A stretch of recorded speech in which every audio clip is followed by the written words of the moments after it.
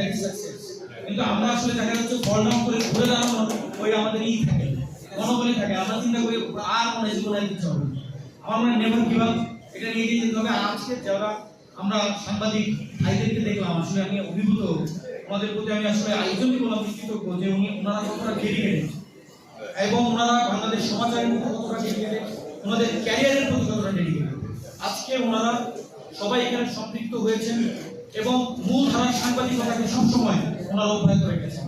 এবং আমি এটা সবসময় কিন্তু আমরা এটা আমি ভাইয়ের সাথে শেয়ার করি যে মূল ধারার সাংবাদিকতা, বাংলাদেশ সমাচার পত্রিকাটা অথবা বাংলাদেশে সারা বাংলাদেশের প্রচুর পরিমাণে সমাদৃত এখনো নাই, মুখে মুখে আপনার আসেনি হয়তো, কিন্তু কাজের ক্ষেত্রে আমি আপনাদের মনে করি যে অনেক অনেক পত্রিকাকে ছাপিয়ে গিয়েছে বাংলাদেশ সমাচার। তার কোয়ালিটি আসলে শুধুমাত্র কোয়ান্টিটি দিয়ে কিন্তু ভালো হওয়া যায় না, বেস্ট হওয়া যায় না, কোয়ালিটি ইজ ভেরি ইম্পর্টেন্ট। আর কোয়ালিটিটাই কিন্তু উপেক্ষিত হয় সব জায়গায়। আমরা সবসময় দেখি যে কোয়ান্টিটি কোথায় কোথায় ইনভেস্টমেন্ট বেশি হয়েছে, কোথায় কোথায় আপনার বেশি প্রচারণা বেড়েছে, কিন্তু আপনার কাজের মধ্যে কোনো দক্ষতা নেই। আমরা এখানে দেখেছি বাংলাদেশ সমাচার একটা হাব অফ দা কি বলবো যে capability and hub of the competencies, এবং এখানে প্রচুর পরিমাণে এলিজিবল পার্সনরা, এলিজিবল জার্নালিস্টরা কাজ করছেন এবং তাদের দক্ষতা দিয়ে সৃজনশীলতা দিয়ে। ডক্টর খান আসাদুজ্জামান ভাইয়ের সাথে আলহামদুলিল্লাহ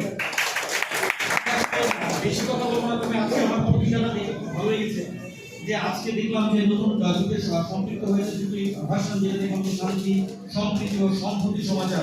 চমৎকার, এখানে প্রতি সপ্তাহে এটা আসবে, এটা একটা পেজ হিসাবে চমৎকার একটা পেজ, আমার মনে হয় একটা ইনোভেটিভ পেজ, এটা আসলে প্রয়োজন। আর একটা দেখেছি সফল যারা কেমন তা, এটা ভেরি ভেরি ইম্পর্টেন্ট। আমরা আসলে সফল যারা কেমন তা এটা খুব ইম্পর্টেন্ট, কারণ বিজনেস সেক্টরে আসলে বিজনেসম্যানরা কিন্তু অনেক বেশি অনেক বেশি স্ট্রাগল, কিন্তু বিজনেসম্যানদের অনেক স্ট্রাগল করে এগিয়ে যেতে হয়, অনেক চড়াই উতরাই পার করে, কিন্তু আমরা কিন্তু 80% কন্ট্রিবিউশন কিন্তু প্রাইভেট সেক্টর থেকে আসে, কিন্তু এখান থেকে অনেক ক্ষেত্রে কিন্তু উপেক্ষিত হয়ে যায় বিজনেসম্যান।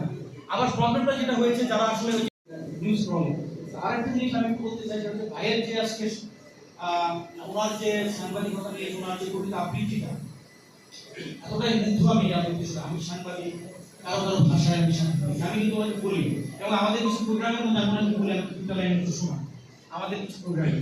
আমি কেন বললাম যে এত, আমি এটা যদি একটু ব্যাখ্যা দিতে চাই, এক লাইন একটু ব্যাখ্যা দিব, বড় না দিকটা একটু বোঝানোর জন্য জাস্ট। সেটা হচ্ছে যে আপনারা মনে হয় নাম শুনেছেন নোবেল লরিয়েট, ওনার নাম হচ্ছেন আর্নেস্ট হেমিংওয়ে, এবং নাম শুনেছেন মনে হয় উনি একজন নোবেল বিখ্যাত নোবেল বড় সাহিত্যিক ছিলেন। ওনার সবচেয়ে শর্টেস্ট স্টোরি ছিল একটা, সেটা খুব বিশ্ববিখ্যাত ছিল, ওটার নাম হচ্ছে for sale baby shoes never worn. আমরা মনে হয় জানেন কিনা জানি না, আবার চমৎকার, এটা কিন্তু শর্টেস্ট স্টোরি, এটা বলেছে for sale baby shoes never worn. এটার একটা স্টোরিটার কাহিনীটা যদি ব্যাখ্যা করা হয় সেটা মায়ের পেটে শিশুটার জন্য অনেক ইচ্ছা চাওয়া পাওয়া, এবং তার জন্য জুতা কেনা হয়েছে সেই ছোট্ট শিশুটার জন্য, যে শিশু এখন ভূমিষ্ঠ হয়নি, এবং সেই শিশু যখন ভূমিষ্ঠ হলো তখন সে আসলে জীবিত থাকে, তো এই কারণে সেই শিশুটি আর নেভার ওন মানে পরে নেই শিশুটা। তো এটা নিয়ে একটা বড় একটা স্টোরি, একটা লাইন উনি বুঝে গেছেন আর্নেস্ট হেমিংওয়ে। আমার কেন জানি মনে হচ্ছে আজকে আর্নেস্ট হেমিংওয়ের কথা কেন বললাম, এই শর্টের স্টোরিটা যে আজকে ওনার এই সাংবাদিকতা নিয়ে যে আজকে যে কবিতাটা শুনলাম, আমার মনে হয় যে পুরো সাংবাদিকতাটাই একটা কবিতার মধ্যে চলে এসেছে। এটা